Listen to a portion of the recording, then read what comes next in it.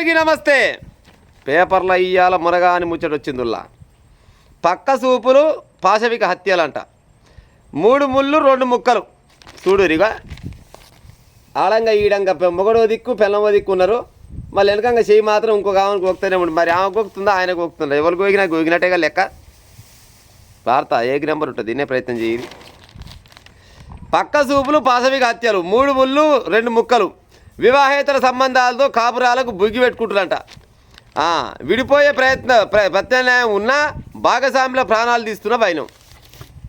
మనం ఇద్దరికీ సెట్ అయితే లేదు, మనం విడిపోదాం అని అనుకున్నా, విడిపోయే ఛాన్స్ ఉన్నా కూడా అమ్మో ఇచ్చిపెడితే మళ్ళీ రేపన్నా ఏమన్నా గట్టినే లొసుగులు చెప్పగల అనే ఉద్దేశంతో చంపినాకనే కళ్ళు చల్లబడుతున్నాయట. గదే అర్థం దానికి. ఇంకా భాగస్వాముల ప్రాణాలు తీస్తున్న వైనం, శవాన్ని ముక్కలు చేయడం, కాల్చివేత, రోడ్డు ప్రమాదంగా చెప్పి తప్పించుకునే ప్రయత్నాలు చూసినాం కదా. చాలా రకాలుగా శవాలని ముక్కలు ముక్కలుగా నరికి కుక్కర్లు వేసుడు, లేకపోతే డ్రమ్ములలో సిమెంట్ డ్రమ్ములలో వేసుడు, ఇట్ట ఫోటో తీసుకొని సెల్ఫీ తీసుకుందామని జర్రసేపటికే అడిపోయి అక్కడ నూకేసుడు, ఇసవంటివి చాలా చూస్తలేము. రోడ్డు ప్రమాదాలు చేసినాడు. గా మధ్యలో వచ్చింది భర్తని తనే యాక్సిడెంట్ చేసి అయ్యో రోడ్డు ప్రమాదంలో చచ్చిపోయిండు అని చెప్పిస్తాను కథల వల్లే ఇంకొక అసోంటివి అవుతున్నాయంట. ఇంకా తెలుగు రాష్ట్రాల్లో పెరుగుతున్న దారుణాలు, హత్యా కేసుల్లో 20 నుంచి 25% ఇవే ఉన్నాయంట. 2021-25 4 సంవత్సరాలలో హత్యలు కలిసి మొత్తం 2772 అయితే అనాథలైన పిల్లలు 25,000 మంది పిల్లలు అయ్యారంట. 2500 మంది పిల్లలు అనాథలు అయ్యారంట. 22,500 మంది పిల్లలు అనాథలు అయిపోయారు. తల్లి చచ్చిపోయా, తండ్రి చచ్చిపోయా, పిల్లలు ఎక్కడ పోతారు? ఇక తల్లి చచ్చిందని తండ్రి, తండ్రి చచ్చిందని తల్లి, అట్లా ఇట్లా మొత్తానికి ఇద్దరు పోతారు. కథం అయితే వాళ్ళు మాత్రం 2,500 మంది అనాథలు అయ్యారట.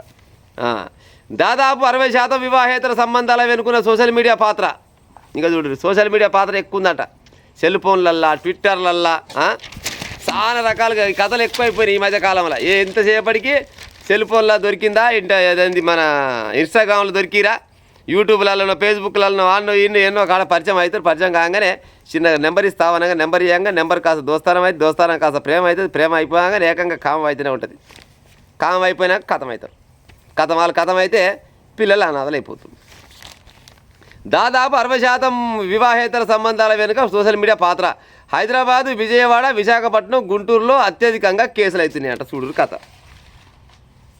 ఇట్లా ఉన్నాక ఓలేం చేస్తా చెప్పు. చక్కదానాల కాపురాలని వీళ్ళ క్షణికానందం కోసం, అక్రమ సంబంధాలు పెట్టుకోవడం కోసం ఇంకో గిసోండి పని చేసుకుంటూ కూర్చుంటారు. మొగని పెళ్ళని చంపుతుంది, పెళ్ళాన్ని మొగడు చంపుతుండు. ఒకవేళ మగడు పిల్లలు ఇద్దరు చచ్చిపోవాలని ఆలోచన ఉంటే వీళ్ళిద్దరు కాక పుట్టిన పిల్లలు కూడా చంపుతున్నారు. ఎన్ని లేవు చాలా రకాలుగా. మొన్నటికి మొన్న ఈ నల్గొండ దగ్గర 7 వచ్చింది ఆమె. బస్ కిరాయిలే నడిపించలేదు. బస్సు ఎక్కితే ఫ్రీనేనా, బస్ ఆడ ఎక్కిందా, ఈ నల్గొండ దిగిందా, నల్గొండ దిగి ఓ బుడ్డపిల్లని సకల పెట్టుకొని వచ్చి వీళ్ళిద్దరు కలిసి వెళ్ళి పెట్టుకుంటూ పోయి ఆ పిల్ల ఏడుస్తుంటే అట్టే వెళ్ళిపోయారంట. వీళ్ళు పోయి ఏదో లాడ్జ్ తీసుకొని రూమ్లో తీసుకొని వాళ్ళ పని మీద ఆలుంటే బుడ్డపిల్లనా మరి 8-9 ఏళ్ళు ఉన్న పిల్ల ఏడుస్తుంటే తల్లి గడుకోసారి మురుస్తూ ఉంది పిల్ల పాడైపోయి పిల్ల నాకెందుకు అనుకొని ఆ పిల్లని చంపేసారు. అలా ఏకాంత సేవ గడ్డొస్తుందని పిల్లని చంపేసారు. పైన అంతకంటే ముందు డ్రమ్లో పడేసి సిమెంట్ కుక్కే. అంతకంటే ముందు ఒకటి కొనపోయి ఏడుకాడికి కత్తి మన కూర ముద్దుతో నరికి ఏడుకాడికి నరికి పోలీసు వాళ్ళకే ఛాలెంజ్ చేసిరే. అన్నీ ఎసోటి హత్యలు అంటే అన్ని అనుమానాలు, అక్రమ సంబంధాలు ఇవే. ఒకవేళ ఇడిపోదామనే ఆలోచన ఉన్నా కానీ ఇడిపోతాందుకు ఛాన్స్ ఉన్నా కూడా ఇడిపోతలేరంట. ఇడిపోతే మళ్ళీ గట్టినే వెనుక ముందు ఏమైనా ముచ్చట చెప్తారు కదా, అమ్మ ఇడిపోయినా కానీ ఆయన ముచ్చట గట్ల ఏ ముచ్చట గిట్ట ఇవన్నీ లేకుండా ఉండాలంటే ఏకంగా చంపేయాలి. చంపేసినాక పోవాలి. మొన్నటికి మొన్న భర్త పాపం ఏమక్కర చచ్చిండో భర్తకు కూడా తెలియదు. ఆడేదో భూములు కొలుస్తాయని ఉండే కదా, భూములు కొలుస్తాయన, ఆ భూములు కొలుస్తాయన తోటి దోస్తానని చేపించి ఆయన చంపిన తర్వాత ఎట్ట చచ్చిపోయిండు అంటే ఏమో పాడైపోయిన యాక్సిడెంట్ అయినట్టుందిగా. గిసోండి కథలు. మొన్నటికి మొన్న భర్తను చంపింది పిల్లమే. పిల్లని చంపి మళ్ళీ పొద్దుగల టిఫిన్ బాక్స్ పెట్టుకొని ఆఫీస్కి పోయి ఆఫీస్కి వెళ్ళి మళ్ళీ భర్త ఫోన్కు మళ్ళీ 4 సార్లు ఫోన్ చేసి నా భర్త ఫోన్ ఎత్తలేడని కథలపడి మళ్ళీ ఇంటి ఓనర్కి ఫోన్ చేసి మా ఆయన ఫోన్ ఎత్తలేడు జర చూసి రాపోవా అది మళ్ళీ ఇంటి ఓనర్ తోలితే ఇంటి ఓనర్ పోయి చూస్తారు కదా, అయ్యో నీ మొగడు చచ్చిపోయినామా అంటే అయ్యో మళ్ళీ ఆఫీసులో మళ్ళీ పర్మిషన్ తీసుకొని మళ్ళీ ఇంటికి వచ్చి అయ్యో రాత్రి పాడైపోయిన వద్దంటే ఎక్కువ తాగిండు నా మొగడు గుడిపోతుడు చచ్చిపోయిండు. ఏమి కథలు మామూలు కథలు కావాయి.